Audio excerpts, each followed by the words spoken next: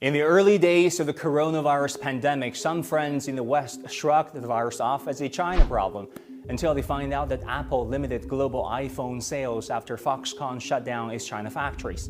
And Australian lobster prices plummeted from $90 a kilo to just $20 after their biggest buyer, China, closed virtually all its restaurants. Now, as the virus hits Western countries, some Chinese are gloating. Well, bear in mind that there are millions of Chinese now living and working overseas, including 360,000 Chinese students in the US alone.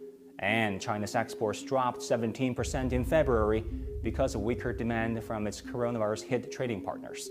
This map shows how interconnected and complex the supply chain is for the most common items we buy, while this graphic shows global air traffic on a given day. I know, you're looking at 220,000 flights. Now, in response to this pandemic, there are reinforced borders, halted commercial and trade, rising xenophobia, and politicization. Will all this lead to the end of globalization as we know it? Maybe not. Data shows that since the Second World War, trade disruptions caused by geopolitical tensions and natural disasters were short-lived.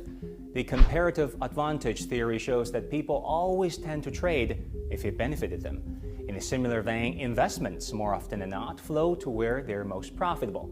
For example, despite Brexit negotiations, the EU economic integration picked up when the remaining members had their cross-border investment increase by 43% in 2019. Brexit even spurred more British investment in Europe with an increase of 12%.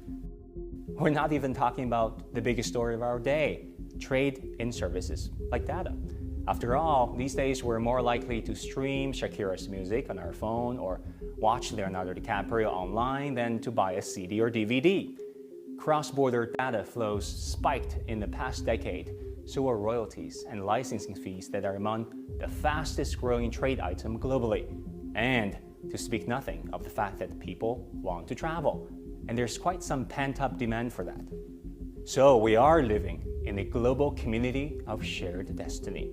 And when this crisis is over, we may find new confirmation of what we always heard about globalization. It is easy to hate and impossible to stop.